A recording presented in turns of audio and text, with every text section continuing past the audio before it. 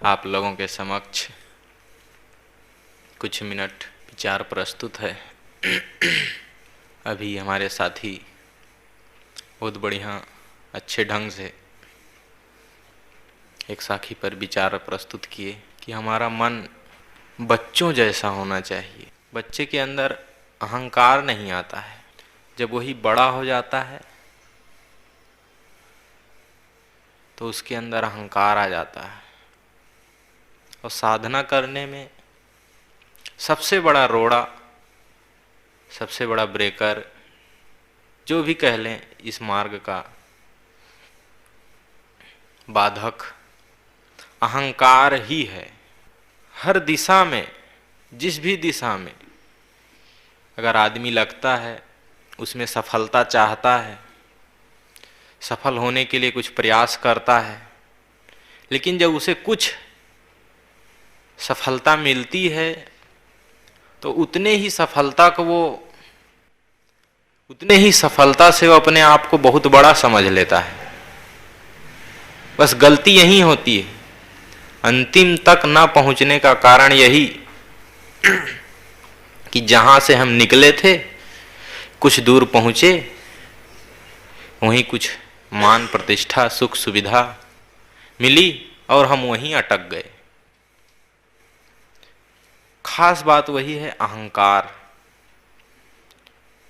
जब आदमी के अंदर स्वाभिमान हो जाता है, अहंकार हो जाता है, तो अपने लक्ष्य पर नहीं पहुंच पाता है।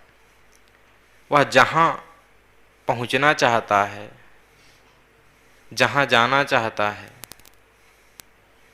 जो हम सब का लक्ष्य है, उससे हम बहुत दूर रह जाते हैं।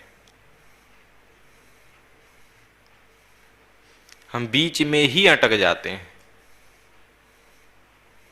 अहंकार किसका होता है? कुछ दिन के लिए कोई ड्यूटी दे दी गई, उसी में हम अपने आप को समझ लिए। हमारे अंडर में इतने आदमी हैं, इनको हमें ड्राइव करना है, कैसे चलाना है, उनके ऊपर अपना शासन टाइप का पूरा जमा लेते हैं। वही में अपने आप को समझते हैं बस हम ही चला रहे हैं इन लोगों को। हमें जो ड्यूटी दी गई अगर उसको ना करें तो ये काम हो ही नहीं सकता है। कोई भी बात हो, कोई भी दिशा में हो, किसी भी क्षेत्र में हो, हम अपने को बहुत महत्वपूर्ण समझ लेते हैं कि अगर इसको ऐसा ना करें तो ये होगा ही नहीं। लेकिन ये बहुत बड़ी भूल है। बहुत बड़ी भूल में हैं हम, जो हम सोच रहे हैं कि ये हमारे द्वारा हो रहा है।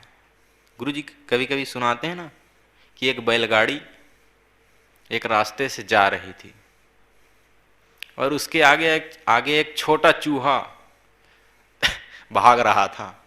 फिर थोड़ा दूर देखा, मुड़ करके दूसरे रास्ते में चल दिया, गाड़ी भी उधर मुड़ गई। उसको आश्चर्य हुआ, अरे लगता है गाड़ी को मैं ही खींच रहा हूं क्या। फिर दूसरी तरफ मुड़ा, फिर गाड़ी उधर मुड़ गई। उसको पूर्ण विश्वास हो गया कि गाड़ी अब मैं ही खींच रहा हूं, क्योंकि वो मेरे ही पीछे आ रही है। अब वो और भागने लगा, अब गाड़ी उसके पीछे पीछे जा रही थी। ऐसे ऐसे जाते जाते वो सोचा कि और अब किसी तरफ मुड़ा जाए, और मुड़ा और दूसरी तरफ चला गया, गाड़ी आगे निकल गई। तब उसको पता चला, अरे गाड़ी को मैं नहीं खींच रहा था, वो तो स्वयं चल रही है, उसको बैल खींच रहे हैं। इसी प्रकार है हमारा अहंकार, हमारा स्वाभिमान। हम सोचते हैं कि इसको तो हम ही चला रहे हैं। हम ही अगर इसका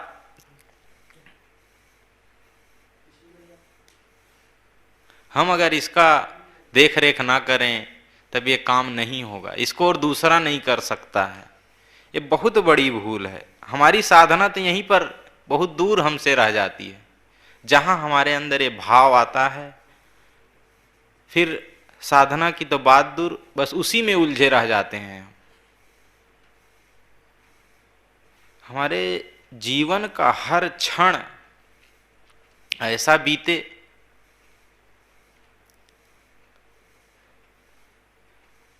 ऐसा लोगों के साथ व्यवहार बीते कि लोगों को पता भी न चले कि हाँ उनसे कोई काम ले रहा है। वो गुरुजी बताते हैं ना कि लाओजे के लिए कि वह शासक कुशल है जिसको प्रजा जाने ही ना। इतने अच्छे ढंग से ऐसे सुव्यवस्थित राजा राज करे कि प्रजा को पता ही ना चले कि कौन राजा राज कर रहा है। कई प्रकार के उसमें ग्रेड बताए हैं वो। तो उसी प्रकार से होता है हमारे जीवन में। जब अहंकार आता है तो हमारा जीवन के सारे कर्म कुछ दूसरे ही ढंग के हो जाते हैं। इसको बचाने के लिए, इससे बचने के लिए क्या हो सकता है, क्या किया जाए,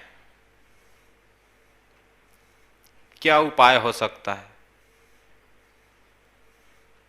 उसके लिए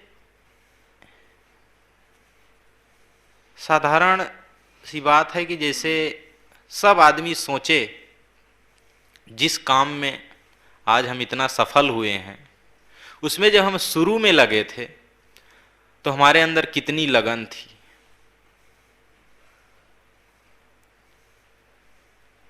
जो शुरू की लगन है वो अगर अंतिम तक बरकरार रहे तो उसका जीवन सफल हो जाएगा। जिस जोश खरोश के साथ आदमी शुरू में साधना मार्ग में लगता है वही जोश अंतिम तक रह जाए तब उसका जीवन धन्य हो जाए।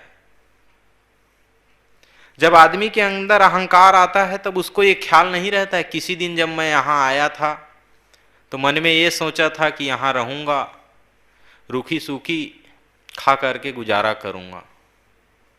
वो सब तो गया, भूल गया। रूखी सूखी की बात दूर, छीन के खाने के लिए तैयार हो गए हैं। ऐसी स्थिति आ जाती है।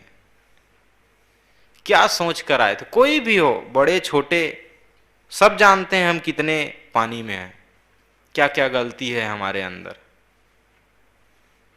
और सब चाहे छोटा हो या बड़ा, अगर जब इस कहीं भी आया हो, शुरू में जब आता है तो उसका मन इतना कोमल रहता है,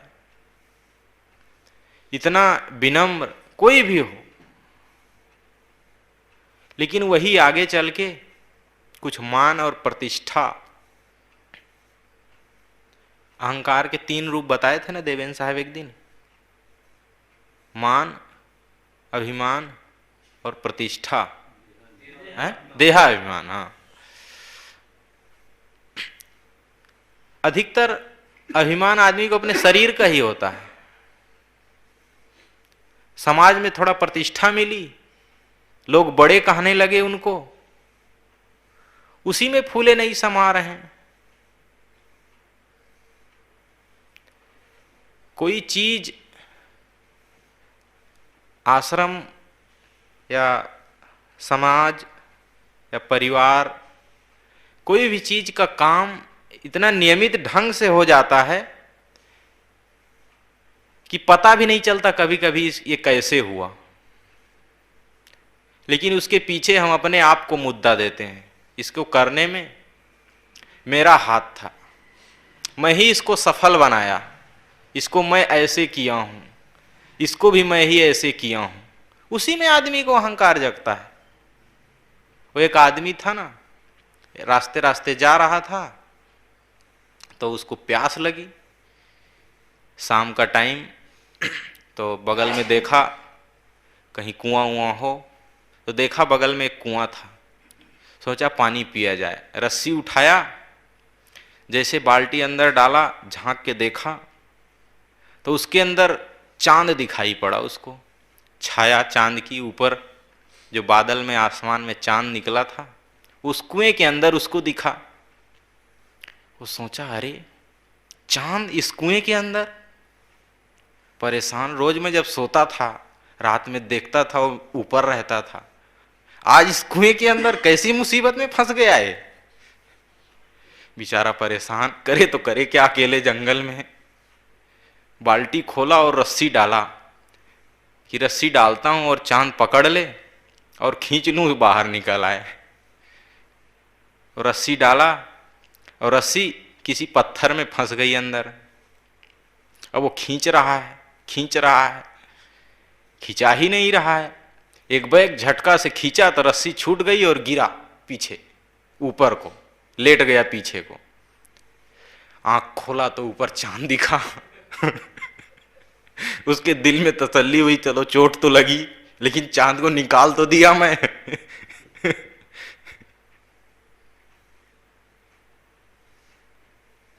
उसी प्रकार हैं हम। समाज, संप्रदाय, कोई नियम, इस सब का कोई अगर चलाने के लिए नियम ना दिया जाए तो समाज उतना व्यवस्थित ढंग से नहीं चलेगा। लेकिन नियम देने का मतलब ये नहीं कि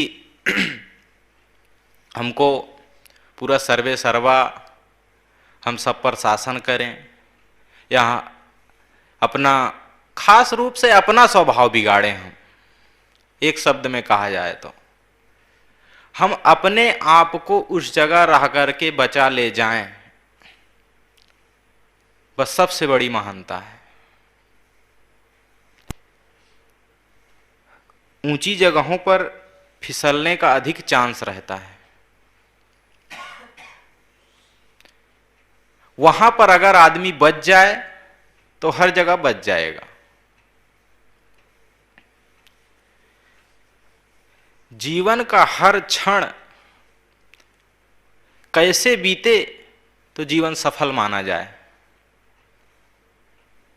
वही जो हमारे साथी कह रहे थे, बच्चों जैसा होना चाहिए। कैसे हो बच्चों जैसा? इतना दिन हो गया यहां रहते, कितना सीखे, कितना समझे, खुद हम जाने। क्या क्या कर पाए, कितना उन्नति कर लिए हम अपने साधना क्षेत्र में।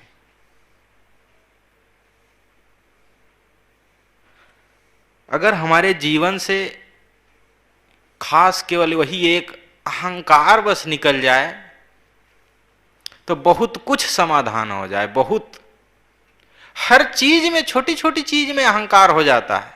अरे सब्जी बनाई, बढ़िया बन गई, उसी में ऐठ रहे हैं।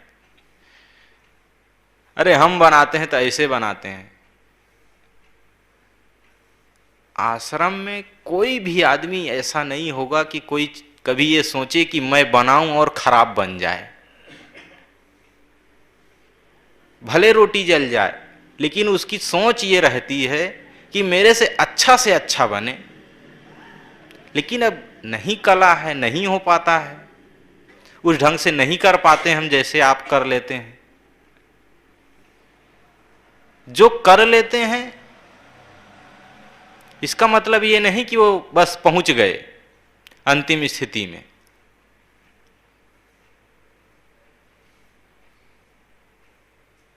करने का मतलब ये नहीं कि हम कोई काम अच्छा कर लेते हैं तो दूसरे के ऊपर रोब दिखाएं।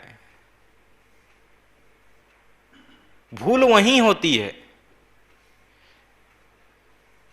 वहीं पर हम गलती कर जाते हैं। दूसरे को सिखाने की भावना छोड़ करके हम उसको नीचा और दिखाने लगते हैं। कोई काम किए, मुझसे गड़बड़ हो गया, कोई उसको अच्छी तरह से जानता है, अब वो आपको नहीं बताएगा कि आप इस ढंग से करिए या ऐसा करिए। आपको नहीं बताएगा अकेले में, कुछ दूसरे ढंग से ही कहेगा कि जिसके, अब वो कहने का ढंग उसका ऐसा हो जाएगा या ऐसे ढंग से कहा जाएगा कि आपकी भावना अलग हो जाएगी। कोई भी अगर आपको कहता है सब्जी में नमक ज्यादा डाल दिए हैं, लेकिन वही कहने का ढंग कई प्रकार से हो सकता है। अगर वही बैठ करके यहां से कहा जाए इस जगह से तो कुछ और ही हो जाएगा। शायद उस दिन की सब्जी कुछ और गड़बड़ हो जाए।